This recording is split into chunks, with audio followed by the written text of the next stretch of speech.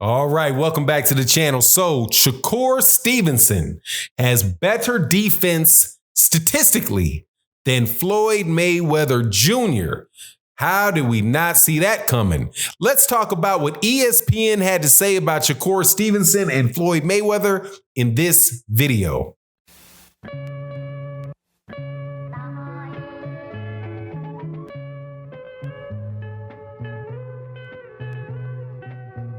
All right, welcome back. So Shakur Stevenson looked good last night, man. That boy there can fight.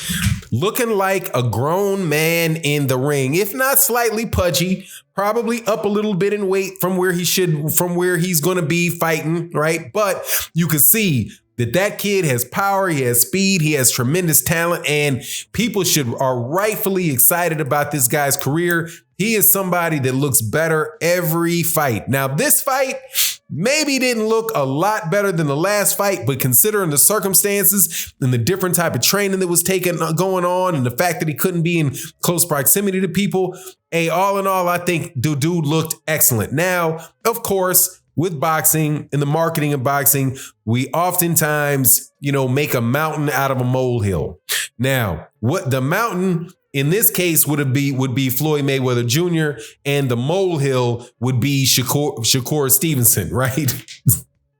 But not the persons themselves, but a statistic that is mentioned to communicate what ESPN wants to communicate about Shakur Stevenson. And that is that Shakur Stevenson statistically has something that is better than Floyd Mayweather Jr. In this case, it is punches landed.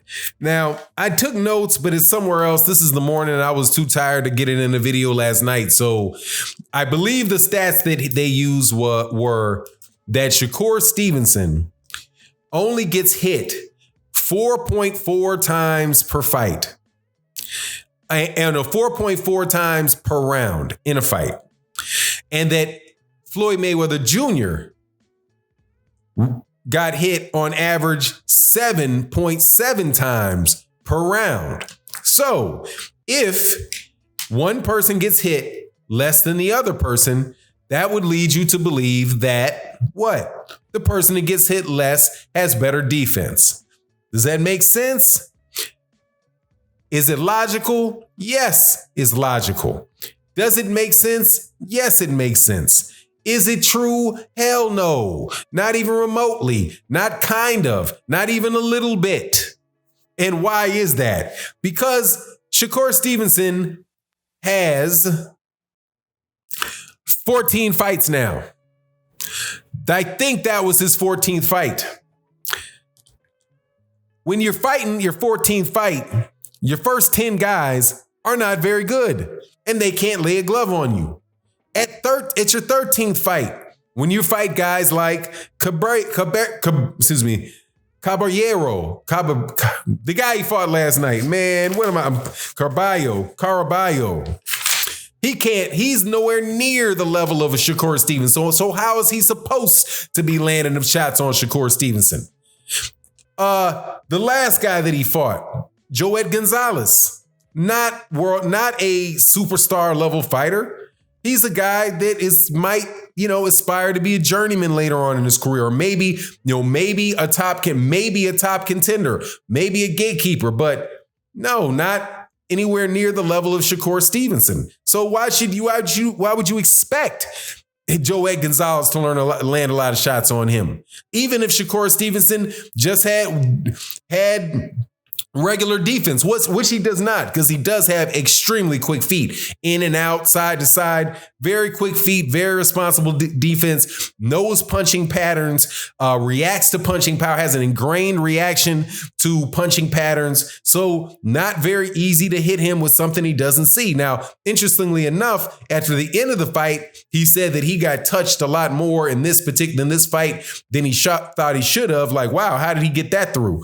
No, that clearly was probably ring rust, or, and the fact that his training probably was not all the way up to par. And also, could be that now that there's more fights for Shakur Stevenson, that the fighter had more time to prepare and predict and know what it is he was going to do.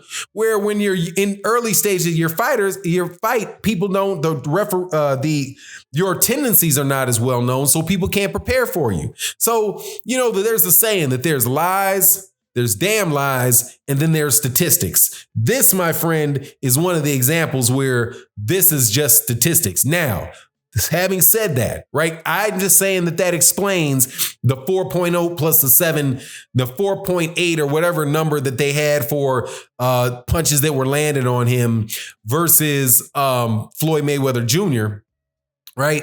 But I don't think that they are ever going to truly accept the fact that Floyd Mayweather Jr. fought way better competition at this stage of their career. But I'm not going to say that means that Shakur Stevenson cannot, be as good as Floyd Mayweather Jr. because, hey, he very well may be able to be there.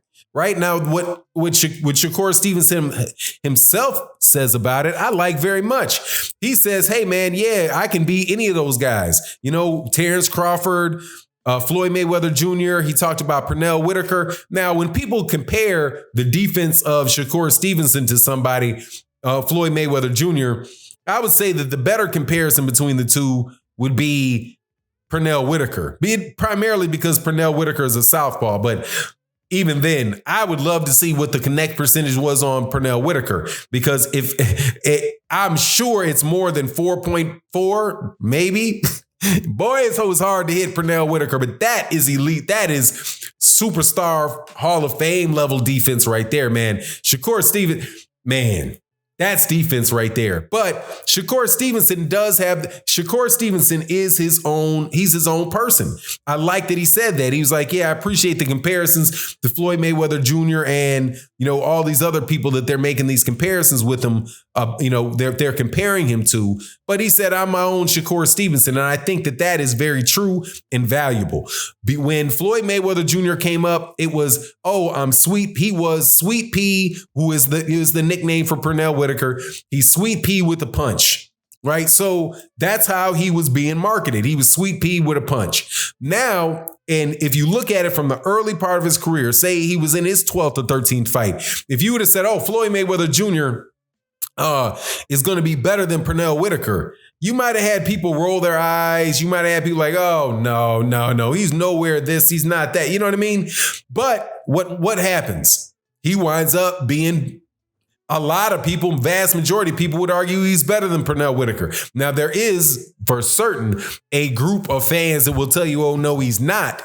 And they can make very convincing arguments for it because, truth be told, Pernell Whitaker, up until he was completely done, really didn't lose either. Other than him getting robbed, he got robbed other than him getting robbed, like blatantly robbed, I think that there's only one guy at the very tail end of it in their career that beat Pernell Whitaker.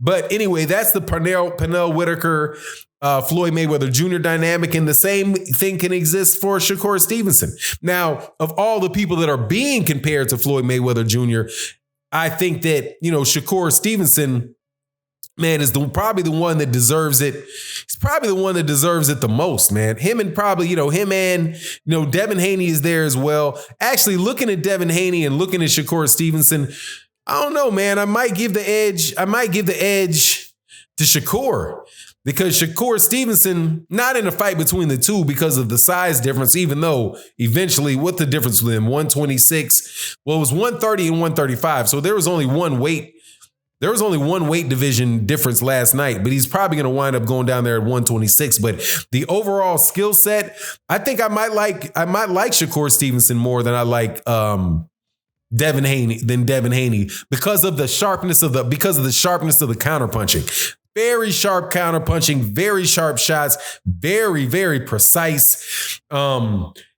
Excellent movement. He doesn't move too much, right? Doesn't move too much, but moves just enough to continually be in place, a place to punish his opponents. Really, really like what he did. And I look forward to seeing him through the rest of his career and seeing what he can accomplish. And trust me, if he gets to the point where I do believe like from 126 to 130 to 135, that he's able to do the things that against high level opponents, the way Floyd Mayweather Jr. did it, I would jump out there and say, okay, yeah, now this guy has the ability to do that.